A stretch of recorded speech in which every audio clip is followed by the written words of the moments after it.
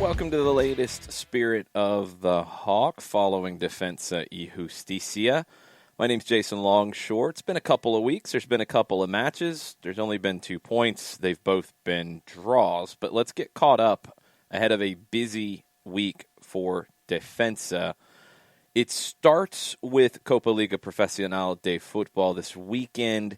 Next Thursday, Defensa goes back into the Copa Sudamericana with the first leg of the round of 16 against Vasco da Gama. Let's get caught up on what we've missed. Back-to-back draws. You're midway through the first group stage, and Defensa has some work to do to get into the championship phase of this tournament. Third place currently in their group, 3 points behind Independiente to get into second place. They're still looking for their first win in the tournament after back-to-back draws. It was a wild 2-2 back-and-forth draw on the road in Santiago del Estero against Central Córdoba. That was on November 9th. Brian Romero opened the scoring in the second minute. Then it gave up a goal in the fourth minute. Then Marcelo Benitez restored the lead with a beautiful free kick in the 9th minute.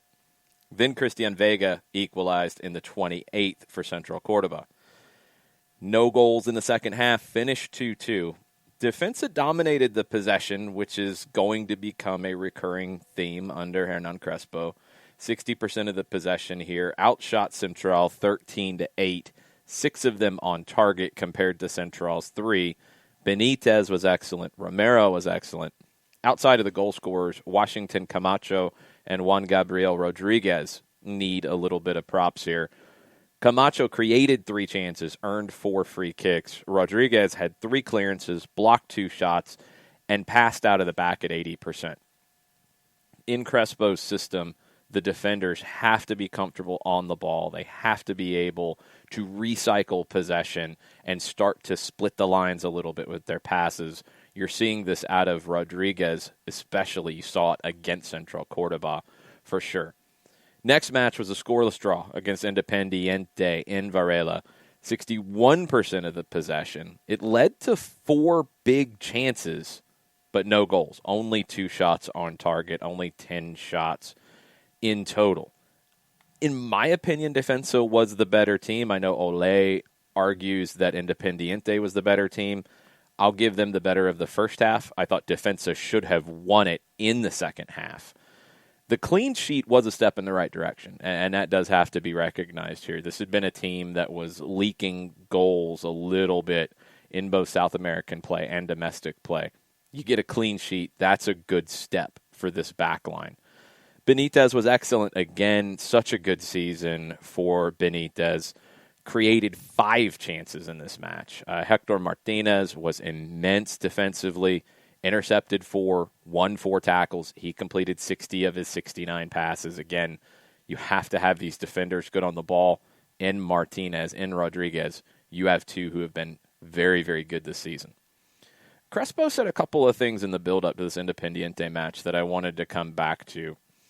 He talked about how Defensa respected Independiente, knew they were a very strong side, knew they were playing well, but that Defensa would not change the way that they play. They would not change their approach. He said that Defensa would try to be the protagonists. This is a very big difference in mentality, in my opinion, where Defensa is starting to take on a bit of the attitude of their manager in Crespo. He was never one to back down from a challenge. Defensa is not acting like a smaller team anymore.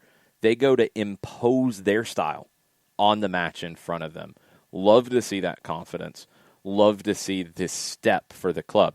Are you going to have some results that go against you? Yes. Are you going to have some matches where you play well but don't get anything to show for it?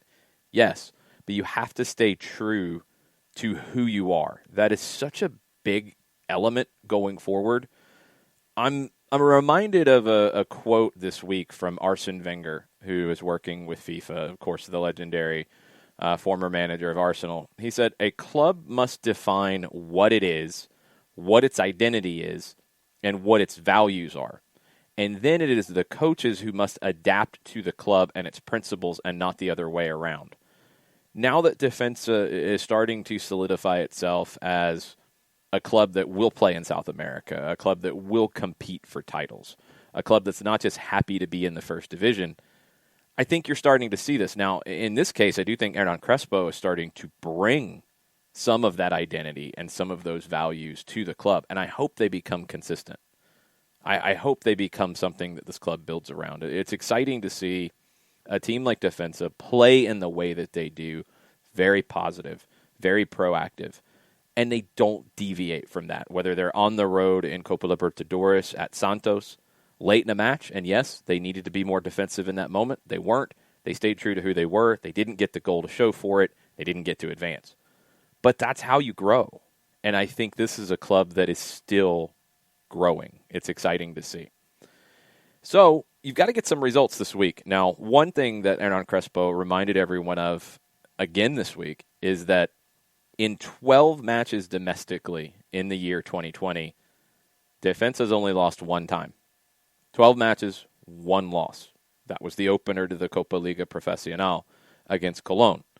Now you go to Colón. Colón is leading the group with 7 points. Independiente on 5, Defensa on 2, Central on 1. Independiente hosts Central in the other group match this weekend. Colón leads the group because they won 2-0 against Central on Monday night, punctuated with just a spectacular golazo from Pulga Rodriguez.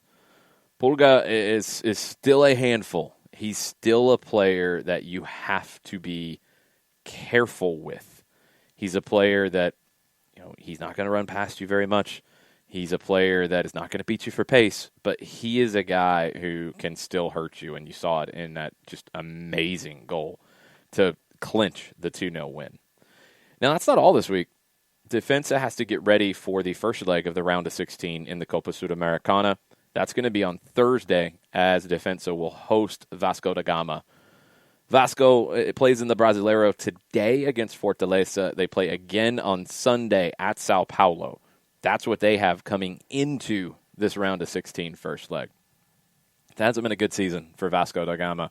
They are in 17th out of 20 in the Brasileiro. That puts them in the relegation zone. However, they have games in hand compared to the teams around them. We'll have a better sense of it after these two matches this weekend. They've been really good defensively this year. It's been the attack that's been the problem. Only 22 goals in 19 matches so far. It's been an Argentine striker, Germán Cano, formerly of Pachuca in Mexico. He leads the way with 9 goals. He had 2 in Vasco's last match, a 2-0 win last weekend over Sport Recife. Another player that Defensa fans will probably recognize is Martín Benítez. He's on loan from Independiente. He's been solid on the left side of the midfield. That loan ends at the end of the year. Will it be renewed? Will he make a permanent move? We'll have to wait and see. We'll have to see what Independiente does on their end. They've had some financial issues that have made things difficult for them. But Benítez has been solid. He knows Defensa well. We'll see what kind of inside information he can pass along to his teammates. So, again, that match is on Thursday next week on our American Thanksgiving. It'll be a nice evening match for you after some turkey. This weekend, it is Defensa. It is at Colón in Santa Fe, and it will be on Saturday afternoon. We'll have an updated Spirit of the Hawk after the Copa Sudamericana match. So next Friday, we'll have Spirit of the Hawk to recap Game 4 in the first group phase of the Copa Liga Profesional de Football and the first leg of the Copa Sudamericana round of 16 against Vasco da Gama. Thanks for hanging out.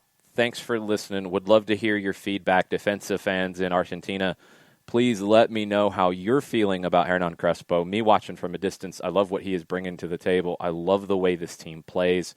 Always fun to see a team play with this kind of attitude. Are you satisfied? Are you happy? What do you think needs to be better? For me, it's been a little bit of that final third. It had been the defense up until the last match. I feel like maybe things are heading in the right direction. If they can continue to create chances, you will get goals. The defense has to be a little tighter, a little stronger, a little less risky. If you tighten that up. I think this is a team that can compete for trophies in the coming years. Let me know what you think. You can tweet at me at Longshoe if you're on Twitter. You can also send us a message at Soccer Down Here on Twitter, on Facebook.